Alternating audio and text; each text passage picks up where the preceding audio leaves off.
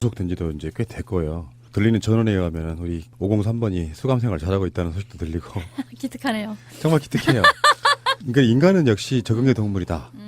그러니까 박근혜라고 하는 사람이 적응 못할 거야, 미쳐버릴 거야 했는데 굉장히 수감 생활 잘하고 있다는 생각이 기특하고. 그 사람도 멘탈이 굉장히 강한 사람이에요. 뭐 강하거나 이상하거나 하여간 우리가 걱정할 필요는 없는 사람이었던 거죠. 그럼 염전노예 36년이면 뭐든지 해 풀어주면.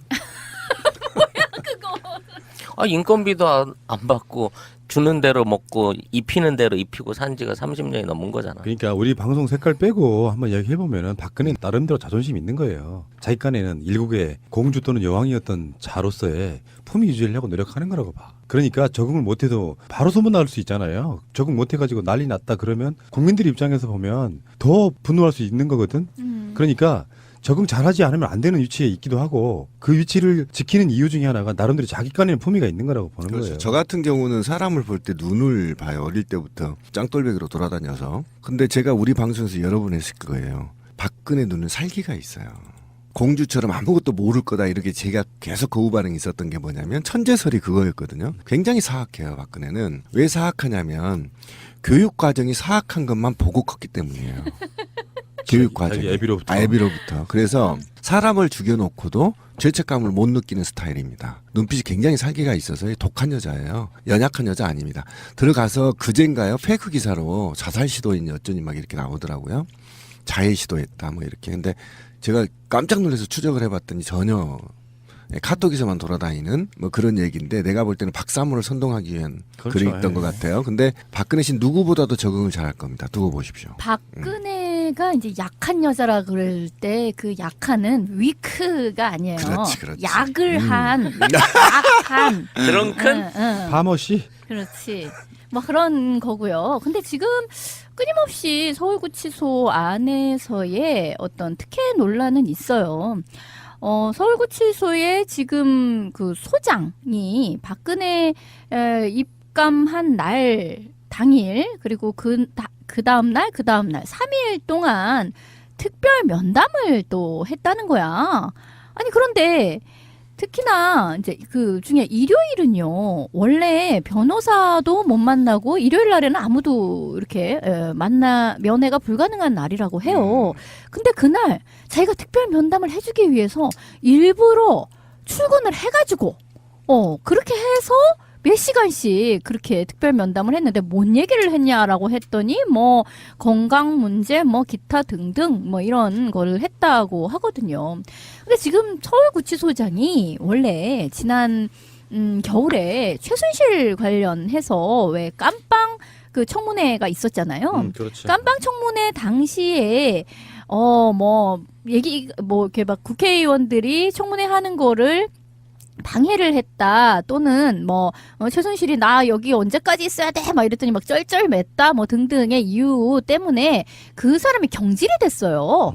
그 사람은 경질되고 3월에 새 사람이 부임을 해 왔는데, 그 사람도 지금 박근혜에 대해서 일요일 날 자발적으로 나와가지고 특별 면담을 해주고 지금 이루고 있는 상태예요. 근데 어쨌든 최순실의 경우에는 지금 다른 데로 이감이 간다고 하네요. 오늘 이미 옮겨졌어. 예. 검찰이 박근혜한테 가서 구치소에서 조사하는 것도 특혜고요. 그렇죠. 그다음에 소장이 주말에 특별 면담하는 것도 특혜입니다. 그렇죠. 그것은 주말에 답답하니까 밖으로 좀 나오게 해서 어쨌든 좀 바람을 좀 쐬려고 하는 건데, 그러다가 사고 나면 어떻게 하려고. 그래서 그 입감된 곳이 시설이나 이런 것도 특혜뿐만 아니라, 저는 자꾸 있잖아요. 노태우하고 비교를 하는데요. 언론에서, 기성 언론에서. 노태우는 파면당한 사람이 아니에요. 그렇죠. 그러니까 애우라는 게 있었단 말이죠. 그런데 박근혜는 파면당했단 말이에요. 그 지위를 파면해버렸단 말이에요. 국민이 파면을 했다라고 한다면 전직 대통령에 대한 애우가 박탈되는 겁니다. 발음 그렇죠. 똑바로 안 할래요? 전직 대통령에 대한.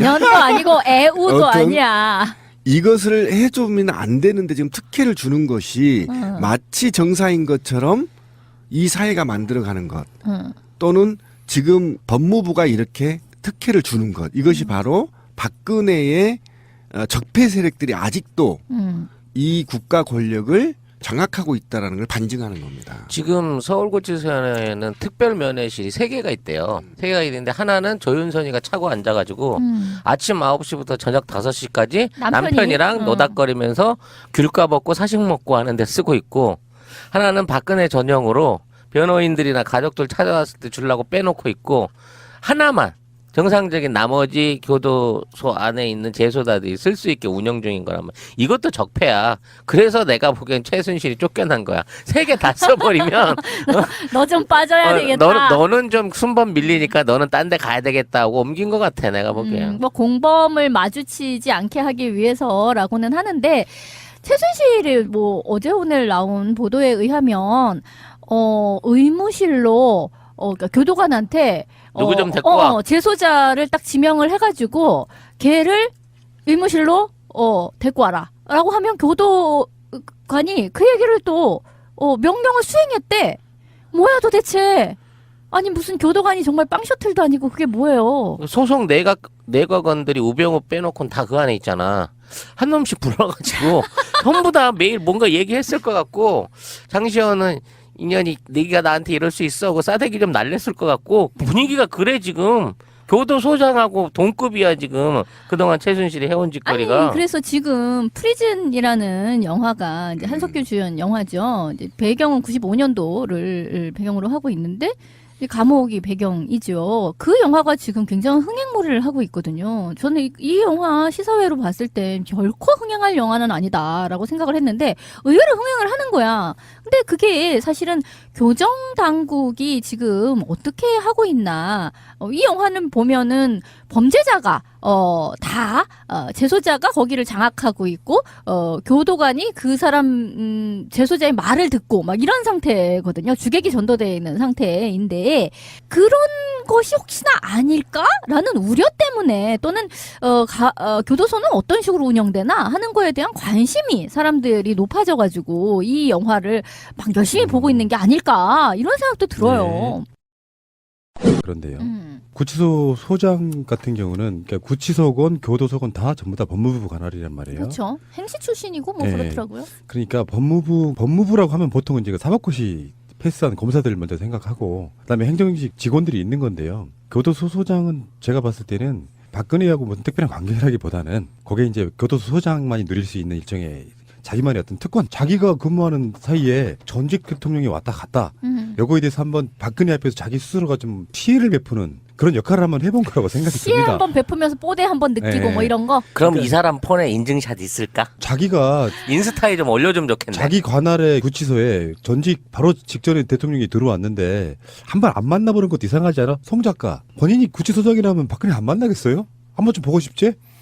근데 너무 오래 보잖아. 2박 3일을 내리 본 거는 도대체 어떻게 생각해도. 아니 뭐 이 박까지는 아니고 어쨌든 이제 좀 보고 그러니까 또 3일을 내일 또 내일 본 보고 거잖아. 3일 그러니까 연짝으로 봤다는 거지. 우병우를 제대로 못하는 것처럼 이 사람도 박근혜에게 음덕을 입은 사람이잖아요. 그렇지. 엄밀히 따지면. 그렇게 봐야 되는 거지. 그러니까 그것은 이제 우리가 비판을 할 수 있는데 그렇다고 해서 엄청난 특혜다라고 생각하지는 않고요. 저는 이게 예. 이런 것도 문제가 있다고 생각해요. 그러니까 소장이 아직 재판도 시작되지 않는 조사자를 만나서 장시간 동안 대화를 나눈다고 하는 건 주권자인 시민 입장에서 보면 권한을 이임한 거 아닙니까? 소장한테 잘 관리하라고. 근데 특별하게 한 사람만 만나서 오랜 시간 같이 했다라는 얘기는 이 사람들이 제3의 연결고리가 아닌가라는 의혹을 줄 수가 있어요. 그래서 만나면 안 되는 겁니다. 만나더라도 업무상에 공식적으로 만나야지 어디 건방지게 소장이 그게 무슨 권력이 있는 자리라고 수감자를 만나서 대화를 인간적으로 나누거나 건강을 물어본다. 이거는 있을 수 없는 얘기고요. 법은 공정해야 되기 때문에 이것도 하나의 특혜인 거고요. 그다음에 아까 찌라시님 굉장히 중요한 얘기를 했는데 이 최순실이가 쫓겨난 게 아니에요. 사람 입장에서 쫓겨났다고 생각하는데요. 최순실이가 있는 곳은 굉장히 여관급이라고 생각하면 돼요. 아주 후진 골목길에 있는 저 끝에 골목길에 있는 지금도 남아있는 여인숙? 여인숙 같은 곳이라고 한다면 남부구치소는 침대도 있고요. 굉장히 호텔급이란 말이에요. 그래요. 그러니까 언뜻 보기에는 국민들의 입장에서 볼 때는 말이죠. 이런 거예요. 박근혜가 3.5평짜리 사무실도 있는 특별 면담실도 있는 실을 써버리는 거야. 그다음 아까 찌라시님이 얘기한 또 조윤선이 또 하나를 써버리는 거야. 맨날 울고 지랄하고 하니까. 그래서 그러니까 쓸 데가 없으니까 남부구치소로 이감을 했는데 여기가 바로 호텔급이라는 겁니다. 그래요? 그럼 이 세 사람 모두 다 모든 시설을 특혜를 보고 있다라는 거예요. 이거 그냥 넘어가서는 안 된다고 이것들이 생각합니다. 구치소 스위트를 싹쓸이를 하네 아주 그냥. 그러네. 안종범이 지금 남부구치소에 있었던 이유는 협조적이었기 때문에 도와준 거거든요. 아. 네, 좋은 시설이 있어달라 이런 거거든요. 그런데 이제 구치소를 남부구치소로 옮겼다고 한다면 최순실도 모정에 특혜를 받고 있다 이렇게 보시면 하긴 되고. 그러네. 경기도 있는 구치소보다야 서울 가까운 그렇지. 구치소가 훨 낫겠지. 남부구치소가 왜 영등포 구로 그 사이에 있는 예, 그거잖아요? 맞습니다. 예, 예. 그러니까 지금 서울구치소의 전시는 서대문 형무소잖아요. 맞습니다. 그러니까 우리나라에 존재하는 모든 구치소 중에 중앙에 있는 그런 형식의 시설인 거고 어차피 새로 생긴 거야. 저도 군대 신막사 생활에서 잘합니다. 우리 부대 시설 이야기를 하면은 다른 부대에 근무하는 사람들이 깜짝 놀랄 정도로. 근데 그런 측면이 있는데 이렇게 이야기가 돼야 된다고 생각해요. 인권 차원에서 교정시설은 호텔급으로 바꿔주는 게 맞죠. 그렇게 따지면은. 그러니까 앞으로 그 교정시설들이 박근혜가 들어가 있다라고 하는 곳이 소파 때문에 미군들이 임시로 잡혀 있는 곳이잖아요. 맞아요. 그러니까. 예. 그러니까 그쪽에 인권에 맞추려다 보니까 그런 방을 하나 만들었던 건데 마침 박근혜가 들어와서 거기다가 쳐 집어넣고 있는 상황이니까 사실 이런 측면이 있거든요. 너무 열악하게 다른 사람들이랑 수준을 맞춰라 이런 것보다 어느 정도 교정시설의 인권 보호적인 측면에서도 좀 더 수준을 다른 사람들 그쪽으로 높여달라 하는 요구도 좀 있어야 된다고 생각이 들어요. 상향 평준화를 시킬 굉장히 필요가 굉장히 있죠. 좋은 관점인데 그렇게 되면 박근혜 씨가 사실은 범죄자들한테 추앙받는 사람이 되겠죠. 박근혜 때문에 대한민국 구치소 시설이 전체가 시설이 좋아졌다. 이렇게 되면 저는 굉장히 바람직하다. 마지막 유일하게 박근혜 씨가 태어나서 죽기 전에 좋은 일 한 것이 될 것이다. 잘하네. 예, 예. 거기서 데모하고 박근혜 씨도 구치소의 시설을 향상시켜달라고 투쟁하는 것. 박근혜 씨를 위해서 더블 침대 3개나 본인 좋아하는 헬스 시설과 갈아 끼울 수 있는 변기, 그다음 화장대, 조명 달린 화장대 원하는 대로 다 해주고 김치 냉장고 뭐고 다 넣어주고 네, 그런 시설에서 이제 평생. 하되 하루에 10억씩만 사용료를 받았으면 좋겠어요. 한 45년 정도. 네. 그러면 이제 얼추 가진 돈은 다 털어내지 않을까. 그러면 그런데 살다가 돈이 아깝다 생각되면 독방에 바로 집어넣는 거지. 이제 이후에 그럼 그 다음 날 또 10억 낼 걸? 이후에 박근혜 씨가 아마 보석 신청도 할 거예요. 어느 정도의 재판부가 이 중과실을 따져서 어느 정도 보석금을 요구할지 모르겠지만 보석금 한 아마 10조 원쯤 요구해보자고. 그런 내는지 못 절차가 있을 내는지. 겁니다. 아니 예. 나는 보석금 받고 풀어주는 거는 반대고요. 박근혜 구속될 때 김진숙 지도위원 이분이 네. 그런 얘기를 하셨어요. 자기가 이 크레인에 올라가 있을 적에 거기에 대해서 하루에 100만 원씩이라고 쳐가지고 벌금을 내려치더라. 국가의 법이라는 게 그토록 지엄했는데 박근혜가 청와대에서 나가야 되는데 한 이틀 뭉개다 나갔잖아요.